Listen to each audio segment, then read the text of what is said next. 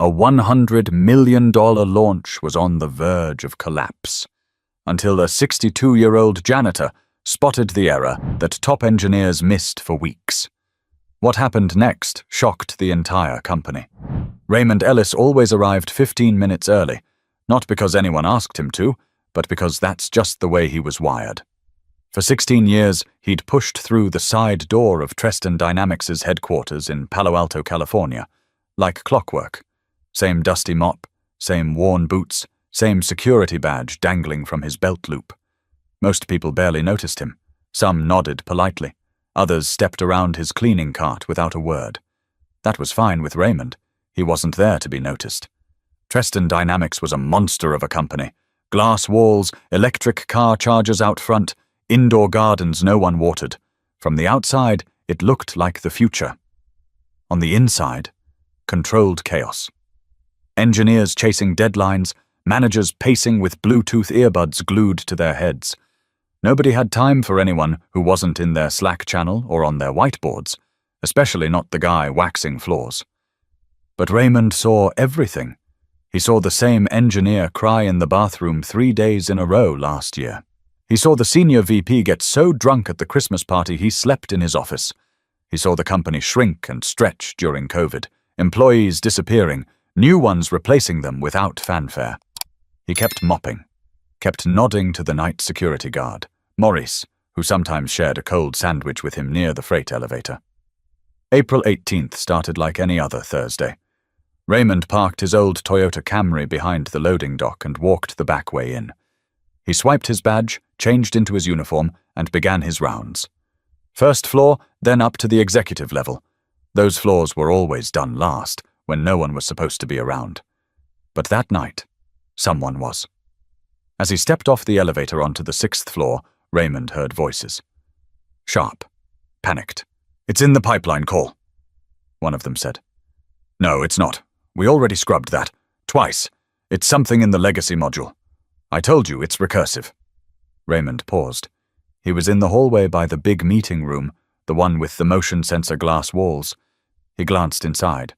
2 men in hoodies stood by a massive screen, code scrolling so fast it looked like rainfall. He recognized one of them, Bryant Chang, a senior software architect. The other guy he didn't know, but he had the look. Bags under his eyes, sleeves rolled up, hair a mess from too many hand rakes.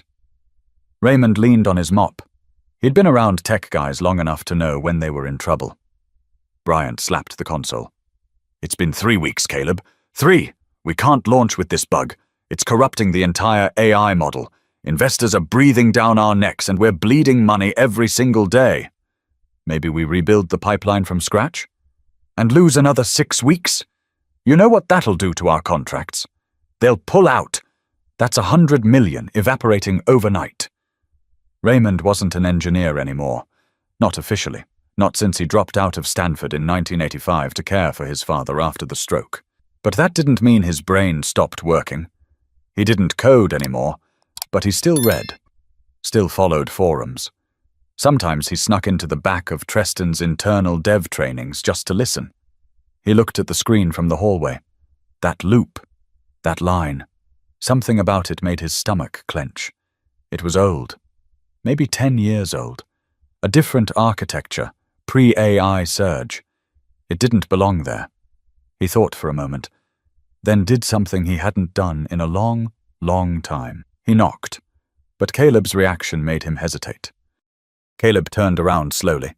He blinked, clearly trying to recognize the man standing just outside the glass wall. Raymond gave a slight nod and a polite smile, hand still half raised from the knock. Can we help you?" Caleb asked, voice flat.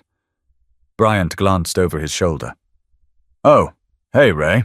Raymond took a cautious step in, gripping the handle of his mop like it grounded him. "I didn't mean to interrupt," he said. "But that loop on the screen, the nested one calling the legacy handler. I've seen something like that before. It's not going to break clean, not with the updated pipeline." Caleb raised an eyebrow. "Wait, you're the janitor, right?" Raymond didn't flinch. "Yes, sir," Bryant cut in, trying to soften the edge. "Raymond's been here forever. Smart guy. Knows his way around more than just a mop bucket. Raymond took another cautious step toward the terminal. I just figured, if the pointer's not bound to the updated matrix, it's probably skipping garbage collection. That would corrupt the model. Your AI's eating itself. Silence. Caleb looked back at the screen. Then at Bryant. You ever mention this to it? He asked. Raymond shrugged. Wasn't really my place. There was something in Caleb's stare. Part annoyance, part suspicion. He didn't move. Just stood there, letting the silence stretch thin. Then Bryant sighed. Can you show us what you mean? Raymond nodded and walked to the console. His fingers hovered over the keyboard, but he didn't touch anything. Instead, he pointed. Right there. That call to legacy, init thread. That script was written before your new framework was even built. Yeah? Caleb frowned. Yeah. It was part of the acquisition package from Stratovolt 5 years ago. Well, it's running in its own context. The garbage handler's never clearing the orphaned objects. That loop's recursive. It's doubling calls every cycle and jamming up the thread pool. Bryant's eyes widened. That would explain the memory overflow. Raymond nodded. That's why the AI stalls after the 7th pass. It's not an algorithm issue. It's a memory corruption thing. Caleb still wasn't convinced. You're saying we've spent 3 weeks looking for a bug, and it's a memory leak from old code? Raymond said nothing. He just gave a tiny shrug. Bryant was already typing, pulling up the exact thread Raymond pointed out. He replaced one line, redirected the handler, and flushed the cache. All right, Bryant muttered. Let's test it. They waited. 5 seconds. 10. The screen that had been throwing red errors for weeks suddenly displayed a clean run. The AI pipeline processed without a single hiccup. All modules reported stable.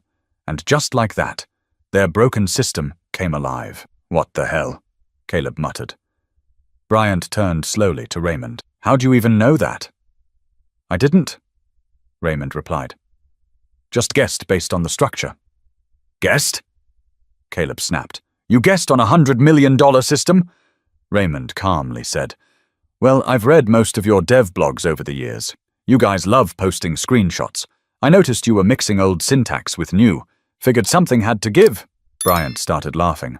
Not mockingly, but like a man who'd just been let off death row. You fixed it, Ray. You actually fixed it. Caleb still looked stunned. How long have you worked here again? 16 years, Raymond said. Started right after my mom passed. Needed something steady. And before that, Stanford, computer systems. Dropped out in my 3rd year. Life got in the way. Neither of the men spoke. Raymond picked up his mop again. You're welcome to check the logs to confirm, but I'd make sure that old Stratovolt junk is cleaned out of the next build. He turned toward the door, but Bryant called after him. Ray, wait. We need to tell Madison. No need, Raymond said without turning. I'm sure you'll get it sorted, but word always travels faster than you expect when something breaks or gets fixed. By Friday morning, Raymond's name was making the rounds like wildfire. Not officially, of course. No emails, no announcements, just whispers in kitchens and break rooms, hallway glances, late-night Slack messages between managers. Did you hear about the janitor? The AI guy? You mean Bryant? No, the janitor. The janitor fixed the bug. Most people didn't believe it. Some thought it was a joke. Others assumed it was a metaphor, like the janitor meant someone who'd cleaned up the code mess. No way it was the actual janitor, the same guy in grey coveralls with salt and pepper hair who sometimes vacuumed around their desks without a word. But by 10:30 a.m., enough people had pieced it together. Bryant didn't deny it. Neither did Caleb, though he was less enthusiastic when questioned. And when a few junior engineers saw Raymond pushing his mop down the east hallway, they stopped mid-conversation just to stare. Raymond didn't make eye contact, didn't change his pace. He just did what he always did. Worked. He wasn't interested in being the center of anything. Truth be told, he felt a little embarrassed. He'd only spoken up because the problem was obvious, at least to him. And if something obvious is hurting people, you fix it. That's what his father used to say. If you see a leak, you patch it. Doesn't matter if you're the boss or the broom guy. Still, it was hard to ignore the shift. People who used to walk past him without blinking now smiled politely. A few said thank you. One young programmer named Sienna even stopped to shake his hand. "I just wanted to say," she told him, "that was amazing. What you did.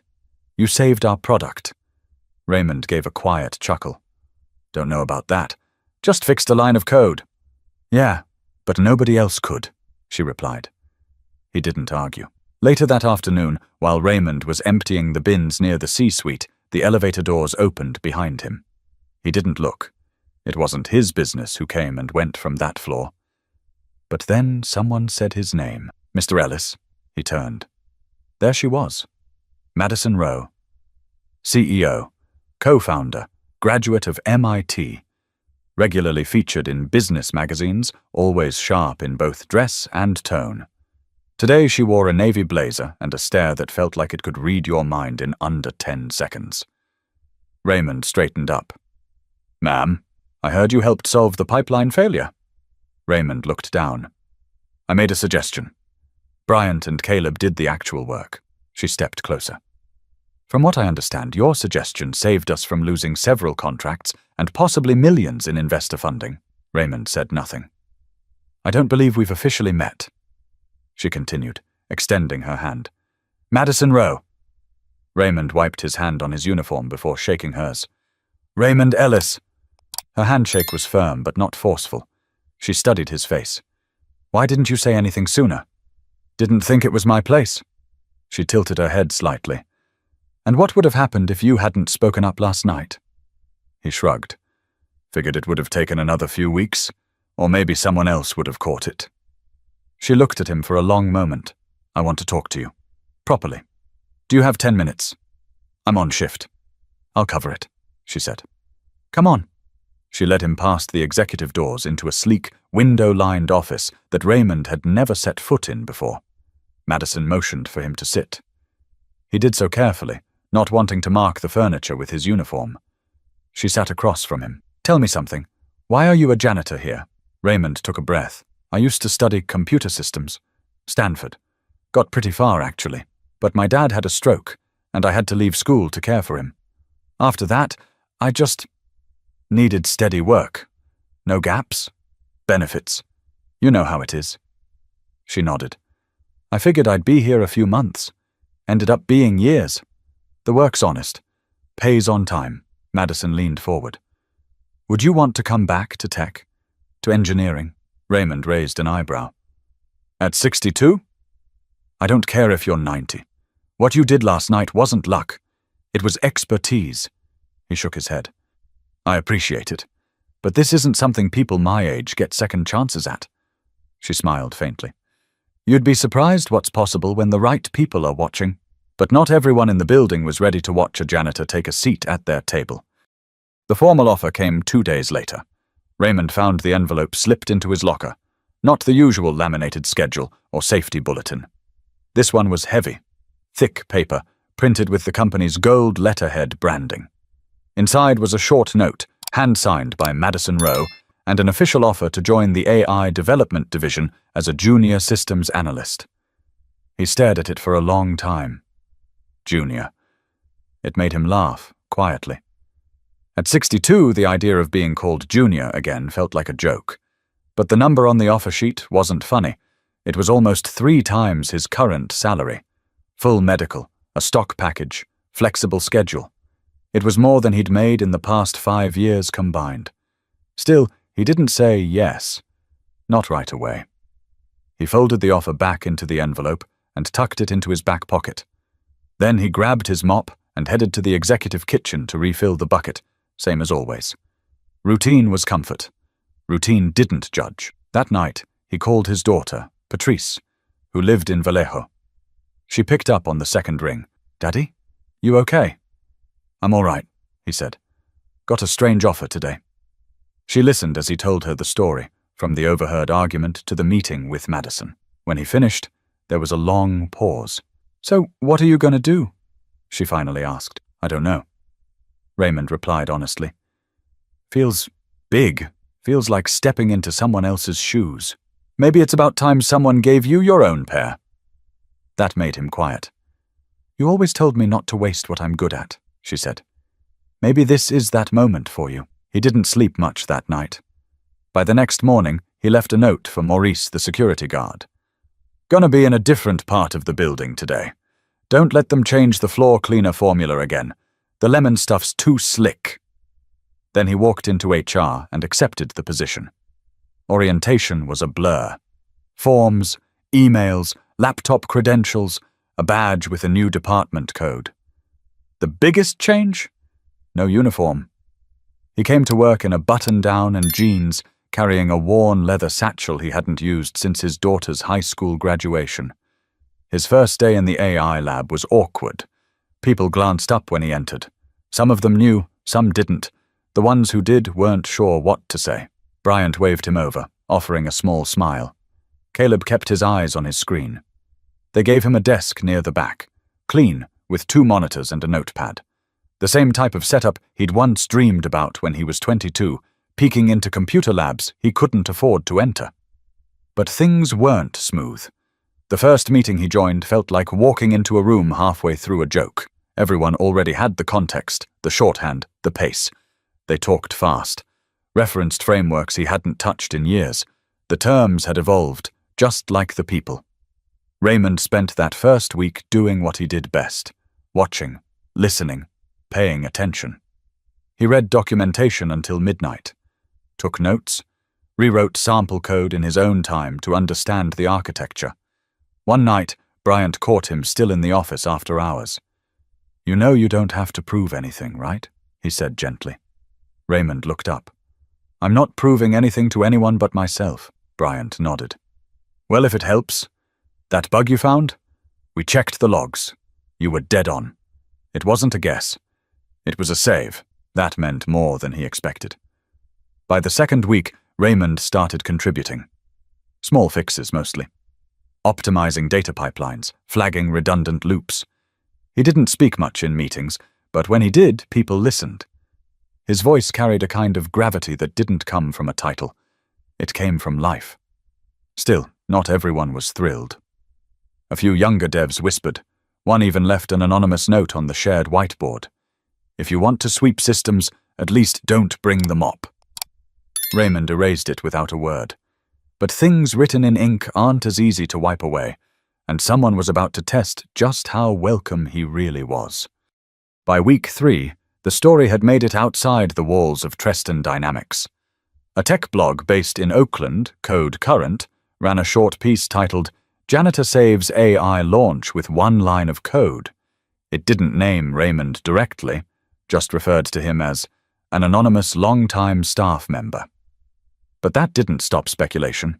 Threads popped up on Reddit, Twitter, even LinkedIn. Some called it a fluke. Others said it had to be fake.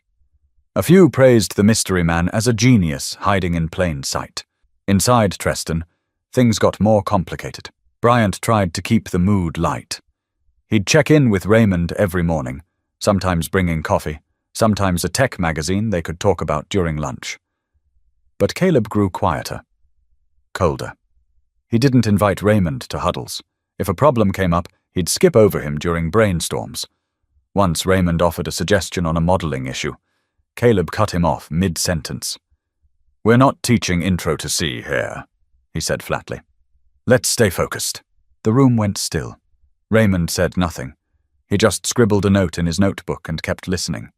Later that day, Sienna from QA caught up with him by the vending machine. "Don't let him get to you," she said. "Some people don't know how to process humility." Raymond smiled. "I've been mopping around men like him for years. Their tone hasn't changed, only their job titles." The real trouble came at the end of that week. Raymond submitted a patch suggestion for one of the AI's data normalization modules. A simple change, better error catching, cleaner syntax. He'd tested it in Sandbox. Everything checked out. But the pull request got rejected. No feedback. Just a red stamp and a short comment from Caleb. Not standard protocol. That same night, Raymond received an email from someone in HR. It asked if he'd be available for a quick culture fit check-in next Monday. He wasn't surprised. That Friday afternoon, he rode the elevator up to the 6th floor. Not to his old cleaning route, but to sit in the company library. a place with floor-to-ceiling glass and books no one really read. He picked a seat in the back corner, opened his laptop, and started writing. He wasn't angry, he was just tired. He thought about all the years he spent sweeping the same floors Caleb now strutted down. How many brilliant people had passed through those halls without ever being seen for who they really were? How many voices had been too quiet, or too old, or too brown, or too soft to be heard in rooms filled with certainty? He was still typing when someone cleared their throat nearby. It was Madison. She wore jeans and a grey sweater that day. No blazer, no entourage. "Mind if I sit?" He closed the laptop and gestured to the chair across from him.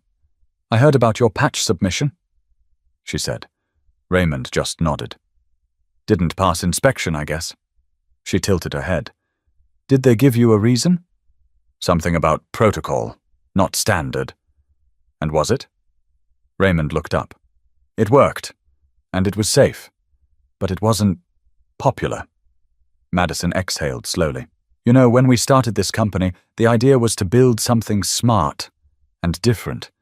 But different wears thin in a place like this. People get comfortable, safe. They stop listening to unfamiliar voices." Raymond leaned back. "So what do you do when that happens?" "You remind them why we started," she said. "And you make sure people like you don't have to shout to be heard." He didn't respond. He just looked out the window. Madison stood up. "Come to the town hall next week. I think it's time more people heard your name. But attention is a tricky thing. Sometimes it opens doors, and sometimes it stirs the dust beneath them." The following Thursday, the town hall at Treston Dynamics drew a bigger crowd than usual. It wasn't just the free catered lunch, though the spread from the Thai place downtown didn't hurt. It was the rumors. Everyone had heard something by then. Some thought it was a PR stunt. Others believed it was a way for Madison to do damage control after the anonymous blog story made its way onto Wired and Fast Company. But no one really knew what to expect. The auditorium-style room filled slowly. Programmers with laptops still open, designers checking messages on Slack, mid-level managers with folders they wouldn't touch once. The air buzzed with tension and curiosity. Raymond sat in the back corner. He wore a clean button-up shirt and his favorite old watch, the one Patrice had given him for Father's Day 5 years back. He didn't bring his laptop, just a small notepad. He had no idea what Madison was going to say. No one told him a thing. Madison walked onto the stage like she always did, calm, confident, no script in hand. She didn't start with metrics or strategy or quarterly outlooks. She didn't mention profit margins or market share. She just said, "I want to tell you a story." The room went quiet. "Last month, our AI launch hit a snag. A serious one. Millions were on the line. So were weeks of work from some of the smartest people I've ever known. We were looking everywhere for answers. And then, something happened." She looked toward the back, right at Raymond. Someone who wasn't in the room, who wasn't on the Slack threads, who didn't even have a login to the dev server, saw something the rest of us didn't, and he spoke up. Murmurs rippled across the room. "Raymond Ellis has worked here for 16 years. Most of you know him, but don't know his name. He's cleaned our offices, emptied our trash, polished our floors. He's seen every version of us, at our best and at our worst." She paused. "And last month, he saved this company." The room was still. No clapping. Not yet. Just wide eyes and shifting seats. "I don't want this to be about charity," Madison continued. "This isn't a feel-good moment. This is a wake-up call. Talent isn't defined by title. Insight doesn't wear a badge that says senior or junior, and if we can't recognize brilliance when it shows up in unexpected places, then we don't deserve to build anything meaningful." Then she did something no one expected. She stepped down from the stage and walked all the way to the back. Raymond stood, unsure of what to do with his hands. Madison extended her arm, shook his hand firmly, and then turned to the audience. "Effective immediately, Raymond Ellis is now a systems analyst in our AI division, and this is just the beginning." Applause erupted, scattered at first, then full. Some stood, some didn't, but everyone clapped. Raymond, still holding Madison's hand, gave a slight nod. Later that day, HR was flooded with requests. A dozen employees asked if there were internal mentorships available. Some engineers wanted to know if they could audit team meetings across departments. A handful even emailed Raymond directly, thanking him for what he'd done, not just for the fix, but for what it meant. Still, not everyone was thrilled. That evening, as Raymond was walking toward the parking lot, a tall man in a company-branded hoodie caught up with him. "You know," he said, not looking at Raymond, "some of us actually studied for this." Raymond turned to him. "So did I." The man scoffed and walked away. He didn't say anything else, but Raymond stood there a minute longer, watching taillights blur in the lot before getting into his Camry. He'd had his moment. But now the real work was going to start. But before the work could settle in, Madison had one more surprise, and it had Raymond's name printed across the top. The envelope arrived the next morning, hand-delivered by an assistant from the executive floor. Neat black print. No logo this time, just Raymond's name across the front.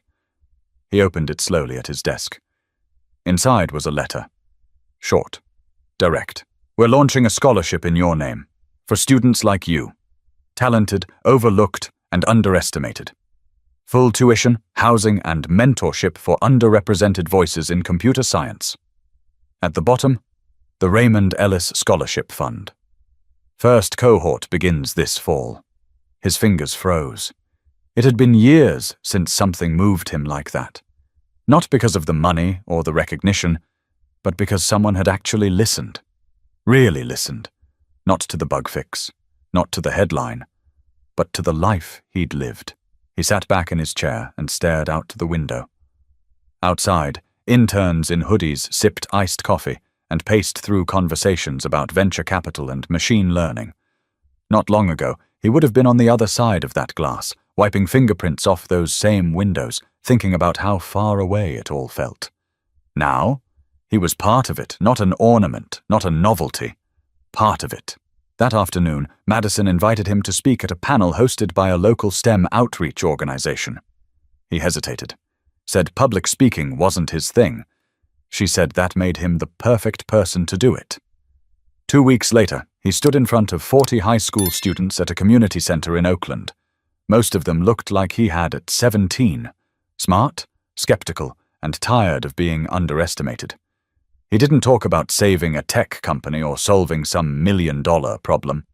He talked about dropping out of Stanford, about taking care of his father, about nights working 2 jobs while reading programming books during lunch breaks, about how he spent years thinking maybe that door had closed for good. But sometimes, he said, you're not locked out. You're just waiting for someone to stop pretending the door isn't there. A girl in the second row raised her hand. Do you think it's too late? Like, if I already missed my shot? Raymond smiled. I'm 62. I got my second shot last month. So no, you haven't missed anything. Afterward, 2 kids asked for his email. One teacher asked if he'd come back next semester. A boy named Trey shook his hand and whispered, I thought people like us didn't get to do this. Raymond leaned in. They say that when they're scared of how good you'll be. When he returned to Treston the next day, there was a printed flyer taped to his office door.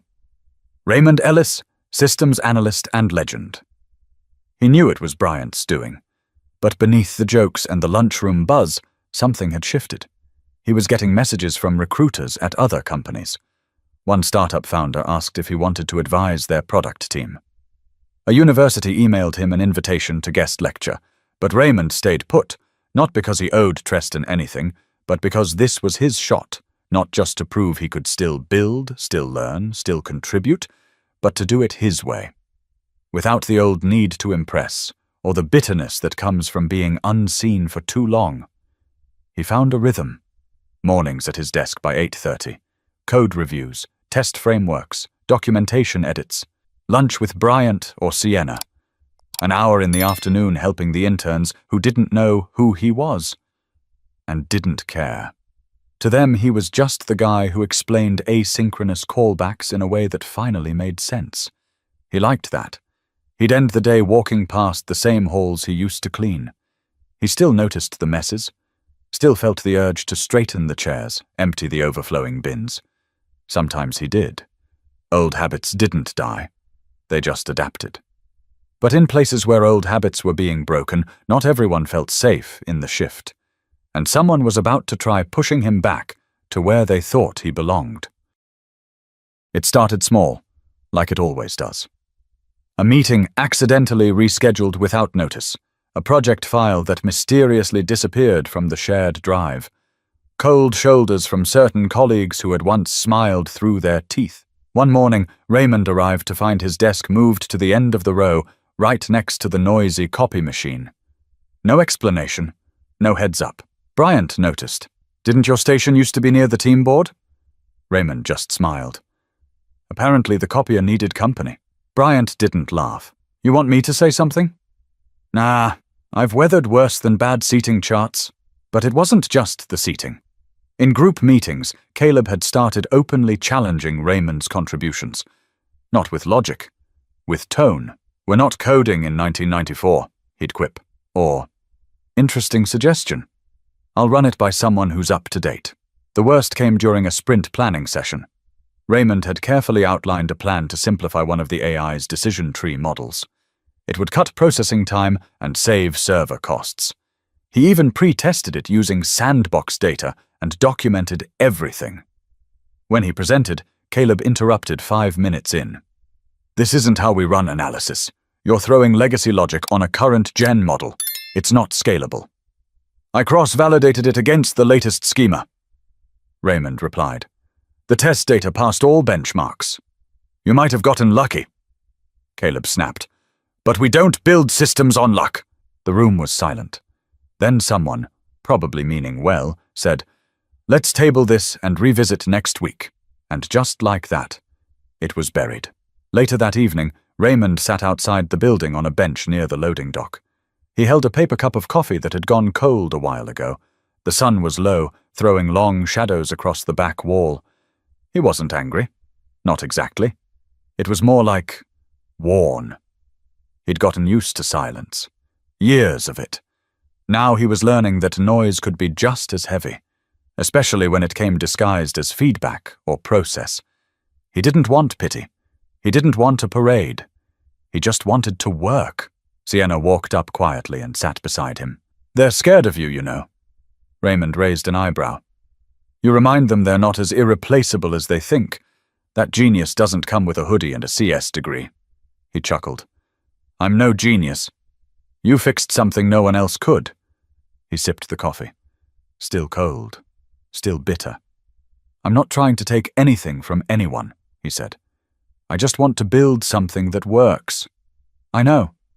She hesitated, then added, "You shouldn't have to fight this hard just to do your job." Raymond looked at her. "That's the funny thing. When I was mopping floors, I knew exactly what people thought of me. It was honest. Now, they smile with their mouths and clench their jaws behind it."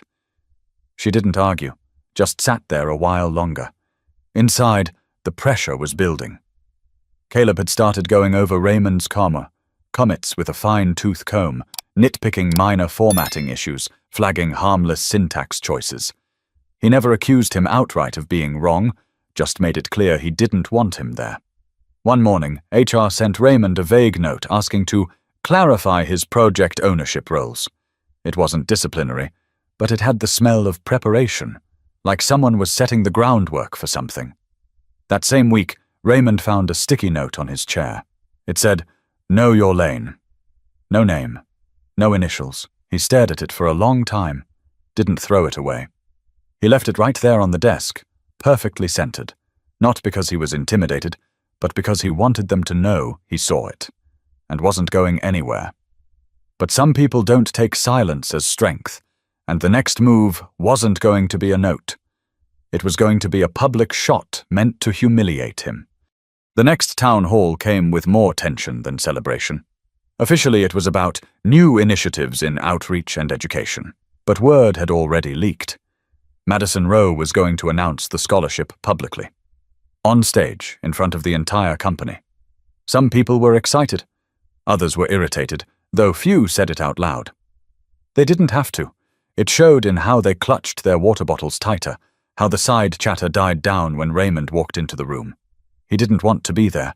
He had almost skipped it entirely. But Patrice had called him the night before, voice firm in that way only daughters can manage.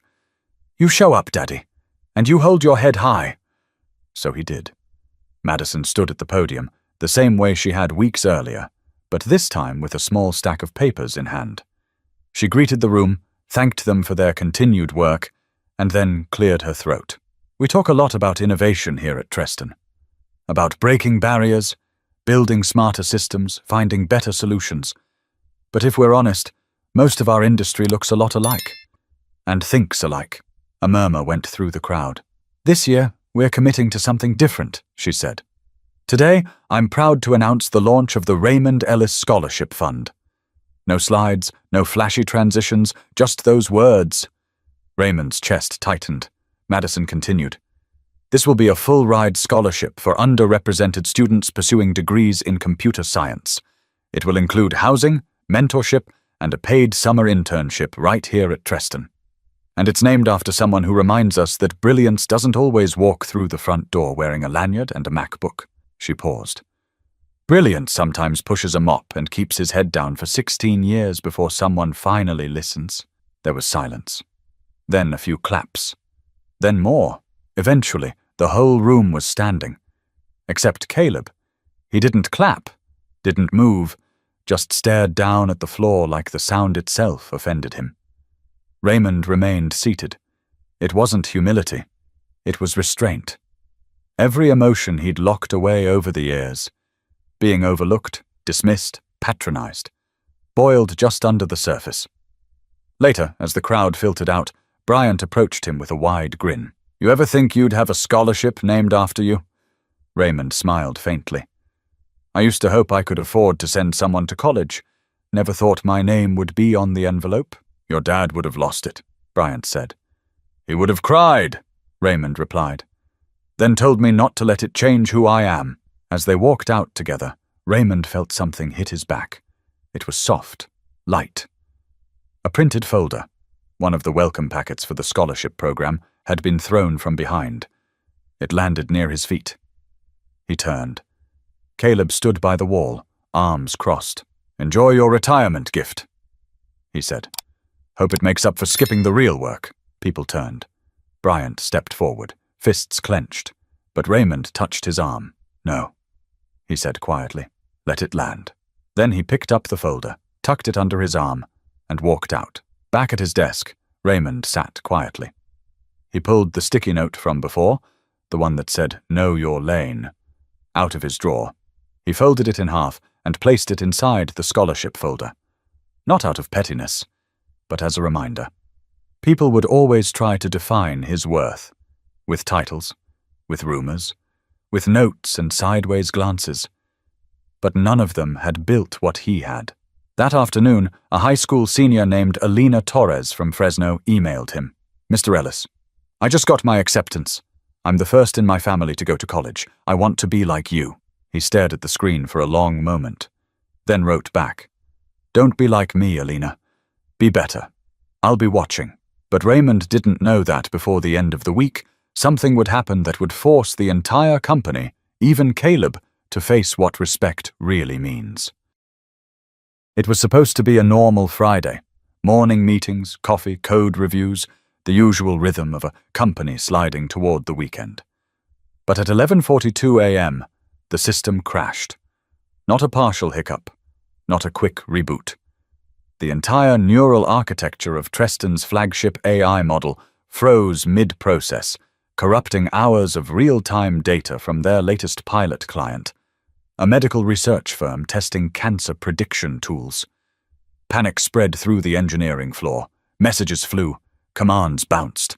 Caleb barked orders, pulling logs, barking at interns to check the server's goddamn memory pools. Bryant was at his desk, head down, sweat on his forehead. Raymond stood up slowly, scanned the stack trace, and saw it. He didn't speak. He just walked over, reached past Caleb without touching him, and pointed. "That call right there. It's referencing a version you deprecated last month. It's trying to access a table that no longer exists. Caleb blinked. That's not possible. That schema was locked down. Raymond calmly replied. It was. But someone pushed a backup script yesterday at 6:17 p.m., probably during cleanup. It reintroduced the old handler by mistake. Bryant's fingers flew across his keyboard. He looked at the logs. Raymond was right. Again. Caleb turned pale. That wasn't flagged in staging. It wouldn't be, Raymond said. You didn't push the test version to the right branch. You pushed it live. Dead silence. The room didn't explode. It just got very, very quiet. Even the background chatter from Slack alerts stopped, as if the building itself was holding its breath. Madison appeared in the doorway minutes later. Status? Raymond stepped forward. Issues identified. A rollback will fix it. She looked at him, then at Caleb. How long until full restoration? 10 minutes. Raymond answered. Assuming we clean out the orphaned queries. Madison's eyes flicked toward Bryant, who gave a small, cautious nod. Do it, she said. Raymond turned back to the console. Calm, steady, efficient. 10 minutes later, the system came back online. All logs restored, all data stable, the crisis averted. After the room exhaled, Madison cleared her throat. Everyone else? Take lunch. Raymond, would you stay for a second? The room cleared quickly. Caleb hesitated, lingering behind. Caleb, Madison said. Out. He didn't argue. Not today. When the door closed behind him, Madison turned to Raymond. You saved us. Again, he shrugged. Just caught something early. No, you caught something someone else missed, and wouldn't admit to missing. That matters, she paused. He's going to be reassigned. This wasn't his first oversight, but it will be his last on this team. Raymond didn't smile, didn't gloat. He just stood still. I don't want your respect, he finally said. I want fairness. I want space to think, to contribute. I want the same leeway everyone else gets. Madison nodded slowly. You have it. He turned to leave, but she called out one more time. You still remember the old floor wax schedule, don't you? He grinned. Every hallway, every buffer. Good, she said. Because the building still needs cleaning, just maybe not the way it used to. That night, Raymond sat in his car outside his apartment. The street was quiet. Trees swayed in the breeze. A neighbor walked her dog under the orange glow of the streetlight. He thought about the day, about Caleb's face when he realized his mistake, about the moment when silence had shifted into respect, not because someone handed it over, but because he'd earned it again. Twice, he reached into the glove compartment and pulled out the folded sticky note. Know your lane, he smiled, then tore it in half, then in quarters, then let the pieces scatter on the passenger seat like something finally put to rest. Because the truth was, he had never forgotten his lane. He'd just built an entirely new road and invited others to walk it. People will underestimate you for a million reasons. Your age, your job, your silence. But what they can't erase is what you do when no one expects you to speak. If this story hit home for you, subscribe for more real stories about everyday people doing extraordinary things, and share this with someone who needs to remember that brilliance doesn't always wear a badge.